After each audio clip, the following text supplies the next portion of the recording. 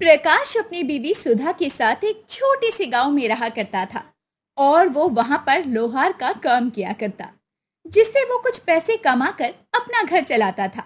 और अपने परिवार में प्रकाश काफी खुशहाल था। वो राम भक्त हनुमान जी का काफी बड़ा भक्त होता है।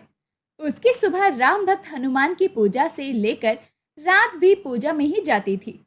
ऐसे ही एक सुबह प्रकाश उठता है। सिया राम जय जय राम।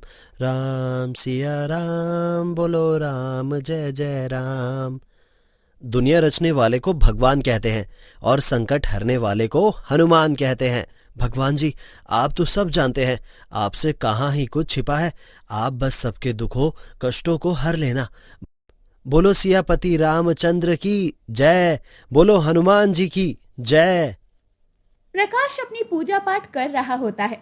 तभी वहां उसकी पत्नी सुधा आती है और प्रकाश को भोग देते हुए कहती है, अरे आज आप बिना भोग लिए ही बैठ गए। ये लीजिए, भोग लगा दीजिए। मैं भोग लेने के लिए आ ही रहा था। वैसे अच्छा हुआ कि तुम ही ले आई। जब से तुम आई हो मेरी जिंदगी में, तुमने मेरी पूरी जिंदगी को ही बहुत आसान बना दिया है। बातें बाद में कर लेना, पहले भोग लगा दीजिए। प्रकाश पूजा करता है और बाद में अपनी पत्नी के साथ बैठकर खाना खाता है। कुछ दिनों के बाद प्रकाश घर आता है तो अपनी पत्नी को बेहोश देखकर काफी घबरा जाता है और बोलता है, सुधा सुधा, तुम ठीक तो हो ना? तुम्हें क्या हो गया? तुम अचानक से बेहोश कैसे हो गई? हे भगवान, क्या हो गया? मुझे जल्दी से सुधा को डॉक्टर के पास लेकर जाना होगा। प्रकाश जैसे तैसे लोगों की मदद लेकर अपनी पत्नी को डॉक्टर के पास लेकर जाता है। वहां डॉक्टर प्रकाश को खुशखबरी देते हुए कहते हैं, बधाई हो, आप पिता बनने वाले हैं। आपकी पत्नी गर्भवती है। आपके घर में जल्द ही एक नन्हा मुन्ना मेहमान आने वाला है। क्या आप सच कह रहे हैं? मैं बाप बनने वाला हूँ। हनुमान जी, आपने मेरी सुन ली। मुझे इस दुनिया की सबसे बड़ी खुशी दे दी। सुना तुमने सुधा? तुम माँ बनने वाली हो। हमारे घर में छोटा सा बच्चा आने वाला है। सच में भगवान ने हमारी सुन ली। हम कितने समय से चाहते थे कि हमें भी संतान के सुख की प्राप्ति हो, लेकिन हमें नहीं हो रही थी। लेकिन भगवान के आशीर्वाद से अब मैं माँ बनने वाली हूँ और तुम पिता बनने वाले हो प्रकाश। जी, अब आप अपनी पत्नी को घर ले जा सकते हैं। ये खुशखबरी सुनने के बाद सुधा और प्रकाश तो खुशी से फूले नहीं समा रहे थे। वो काफी ज्यादा खुश होते हैं। प्रकाश अपनी पत्नी को लेकर घर आता है और अब उसका खूब ख्याल रखता है। ये सब देखकर सुधा अपने पति से कहती है, अरे आप तो मेरा ऐसे ख्याल रख रहे हैं जैसे मैं गर्भवती नहीं हूँ बल्कि बीमार हूँ। अरे गर्भवती कोई बीमारी नहीं होती, मैं ठीक हूँ। आप मेरी इतनी चिंता क्यों कर रहे हैं? तुम ठीक हो और बिल्कुल ठीक ही रहना। डॉक्टर ने कहा है तुम पेट से हो, और मुझे पता है कि पत्नी जब पेट से होती है तो उसका बहुत ज्यादा ख्याल रखना चाहिए, और मैं वही कर रहा हूँ। ठीक है, मैं समझ गई। अच्छा, आपको काम पर नहीं जाना है क्या? अरे हाँ, मैं तो भूल ही गया था कि मुझे काम पर भी जाना है। सुधा सुनो, मैंने खाना बना दिया है। तुम खाना खा लेना। थोड़ा बहुत टहलने का मन हो तो टहल लेना, लेकिन घर के बाहर ही थोड़ा सा। और जब मैं घर पर आऊंगा तभी मैं खाना बनाऊंगा। उससे पहले तुम कुछ मत करना। तुम्हें कुछ खाने का मन हो तो पड़ोस वाली दीदी से कह देना, वो तुम्हारे साथ चली जाएंगी। और अपना पूरा ख्याल रखना। मुझे शिकायत का मौका तो बिल्कुल भी मत देना। हनुमान जी राम जी तुम्हारी रक्षा करेंगे। इतना बोलकर प्रकाश अपने काम पर चला जाता है। सुधा भी घर पर आराम करने लगती है। ऐसे ही दिन निकल रहे थे। दोनों पति पत्नी अब काफी ज्यादा खुश रहने लगे थे और ऐसे ही उनके घर में खुशियां दिन पर दिन बढ़ती जा रही थी। कुछ दिनों के बाद सुधा के पेट में अचानक से दर्द होने लगता है। आह!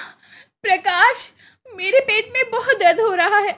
मुझसे दर्द सहा नहीं जा रहा। जल्दी से मुझे डॉक्टर के पास लेकर चलो। पता नहीं क्या हो रहा है। मुझे कुछ भी समझ में नहीं आ रहा। माँ, इतना दर्द क्यों हो रहा है? हनुमान जी, मेरी पत्नी को क्या हो रहा है? वो इतनी तकलीफ में क्यों है? बस मेरी पत्नी और होने वाले बच्चे की रक्षा करना।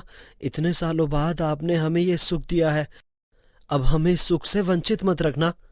प्रकाश जल्दी से सुधा को डॉक्टर के पास लेकर जाता है, जहां डॉक्टर सुधा का इलाज करते हैं।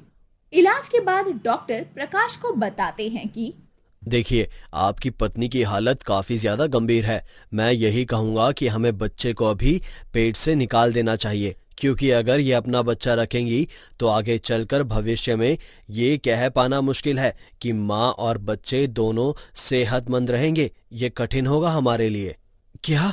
जी हाँ। अब आप अपनी पत्नी से एक बार बात कर लीजिए और हमें बता दीजिए कि आगे क्या करना है। आगे आपका ही फैसला होगा।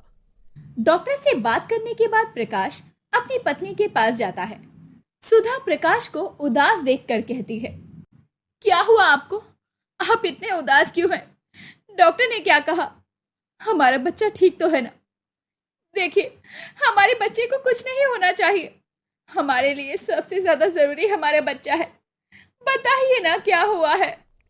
सुधा, डॉक्टर ने कहा है कि तुम्हारा गर्भाशय करवाना पड़ेगा, क्योंकि अगर तुमने ये बच्चा पेट में रखा तो आगे चलकर ये कह पाना मुश्किल है कि आगे बच्चा और तुम दोनों सुरक्षित रहोगे, और मैं तुम्हारी जान के साथ कोई भी खतरा नहीं ले सकता। हमें बच्चा नहीं चाहिए। मेरे लिए सबसे ज्यादा जरूरी तुम हो। ये आप क्या कह रहे हैं? आपको पता भी है कि आप क्या बोल रहे हैं? हमने कितनी मन्नतें करके, कितनी प्रार्थनाएं करके, व्रत रखकर भगवान का आशीर्वाद पाकर इस बच्चे को पाया है। आप उसे ठुकरा रहे हैं। नहीं, अगर आपको ये बच्चा नहीं चाहिए तो मुझे उससे कोई मतलब नहीं, क्योंकि मैं इस बच्चे को जन्म दूंगी और आपका कोई अधिकार नहीं है इस बच्चे से जुड़े कोई भी फैसले को अकेले लेने का।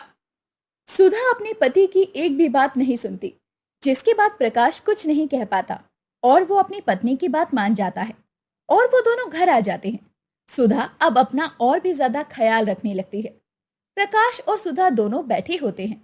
तभी उनकी पड़ोस में रहने वाली शीला दीदी आती है और कहती है, अब तो ठीक है ना सुधा? और प्रकाश, तूने मुझे कुछ बताया क्यों नहीं? इतना सब कुछ हो गया, मैं क्या तेरे लिए कोई पराई हूँ? नहीं दीदी, ऐसी बात नहीं है। दरअसल इतना सब हो रहा था, कुछ ध्यान ही नहीं रहा। अच्छा सुधा, मैं ना तेरे लिए सोंठ के लड्डू बनाकर लाई हूँ। ऐसी हालत में सोंठ के लड्डू खाना बहुत अच्छा रहता है। तू हर रोज दूध के साथ इसे खाना। अब तक सब ठीक चल रहा था। ऐसे ही कुछ दिन और निकल जाते हैं। सुधा को 6 महीने पूरे हो चुके थे। प्रकाश भी दिन रात हनुमान जी की, राम जी की, सबकी भक्ति किया करता, ताकि उसकी बीवी और बच्चा दोनों ही सही सलामत रहें। कुछ दिनों के बाद सुधा सुबह सुबह नहा धोकर अपने पति के साथ मंदिर के लिए निकल रही होती है। आज तो हम हनुमान जी के दर्शन के लिए जा रहे हैं। अब आप निश्चिंत हो जाइए। अब देखना, कोई हमारा कुछ भी नहीं बिगाड़ पाएगा। तुम सही कह रही हो सुधा।